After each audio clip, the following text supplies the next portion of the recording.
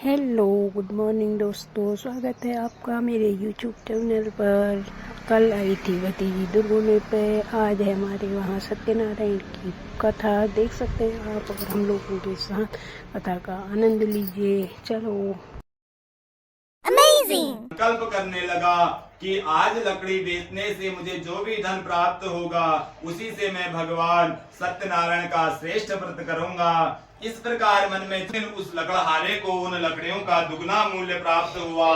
तब वह लकड़हारा प्रसन्न मन से पके हुए केले का फल, शर्करा, घी, दूध और गेहूं का चूर्ण 1.25 किलो मात्रा में लेकर अपने घर गया और उसके बाद अपने बंधु बांधवों को बुलाकर विधि विधान से भगवान सत्यनारायण का व्रत किया और उस व्रत के प्रभाव से वह धन पुत्र से संपन्न हो गया और इस लोक में अनेक सुखों का उपभोग कर अंत में वैकुंठ लोक को चला गया।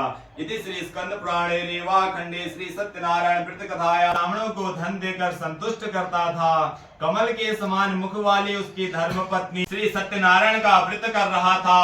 उसी समय व्यापार के लिए अनेक प्रकार की पुष्कल धनराशि से संपन्न एक साधु वणिक वहां आया और भद्रशिला नदी के तट पर नाव को स्थापित कर वह राजा के समीप गया और राजा को उसके मन में विचार आया कि कन्या अब विवाह के योग्य हो गई है। तब उसने अपने सभी दूतों को बुलाकर मंत्रणा की कि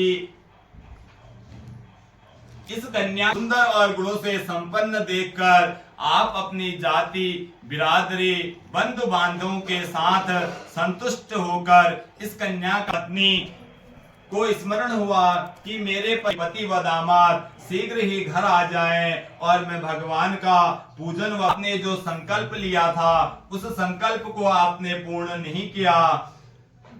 अतः इस समय अब आपको किसी भी प्रकार का कोई भय नहीं है। ऐसा कहकर राजा ने उन बड़ी पुत्रों की बेड़ी खुलवाकर उनका नारायण श्रीमन नारायण नारायण नारायण लक्ष्मी नारायण नारायण नारायण केशव नारायण। मेरी आज्ञा से तुम्हें बारंबार यह दुख प्राप्त हो रहा है। भगवान की ऐसी वाणी सुनकर वह उनकी स्तुति करने लगा।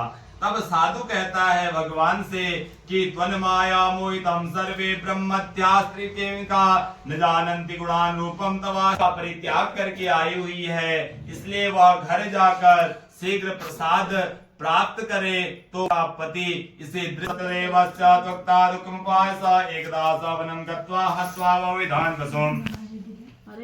तब सूत जी कहते हैं कि हे श्रेष्ठ मुनियों, अब इसके बाद मैं तुम्हें दूसरी कथा कहता हूँ। कहते हैं कि अपनी प्रजा का पालन करने में तत्पर तुंगध्वज नाम का एक राजा था। उसने सत्यदेव के प्रसाद का परित्याग करके दुख प्राप्त किया।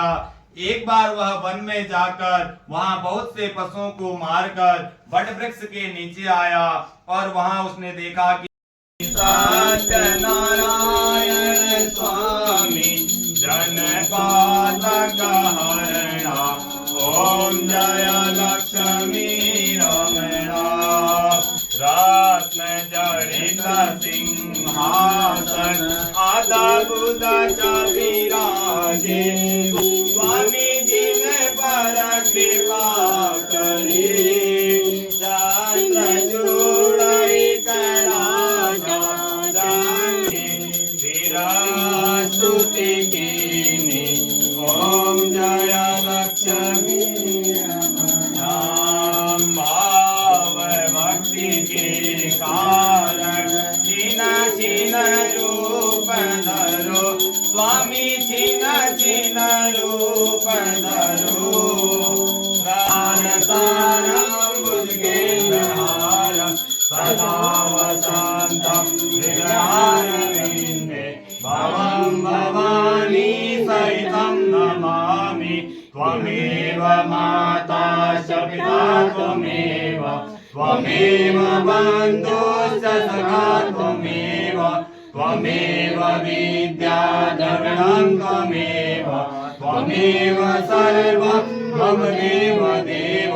पाद्रमध्ये स्तंदोयं रामिदमाराधिक्योपरि अंगलग्नमनुष्याणां सर्वं पापं जपोर्धे पुष्प से भगवान को आरती दिखाएंगे। हरि ओम। हरि ओम मां जग्निर्जग्नवदन् देवास्तानि धर्माणि प्रथमान्यासन्ना ते हनागं महिमानास्तु पूर्वे साध्याः सन्ति देवाः राजाधिराजा विशेषाय नमो वयं वैष्णवाय गुरुमहे समे कामान् कामकामाय ओम येन बद्धो बलि राजा दानवेन्द्रो महाबलः तेन त्वां प्रतिबध्नामि रक्षे माचल माचल रक्षा सुरक्षा भूयात् त्र्यंबकं जजामहे सुगन्धिं पुष्टिवर्धनं वा उर्वारुकमिव वन्दनात् मृत्योर्मुक्षीयमामृतात् भगवते साम्ब सदा शिवाय नमः। बलि राजा दानवेन्द्र महाबलः तेन त्वां प्रतिबध्नामि रक्षे माचल माचल रक्षा सुरक्षा भूयात् त्र्यंबकं बलि राजा दानवेन्द्र महाबलः तेन त्वां प्रतिबध्नामि रक्षे नमः। जय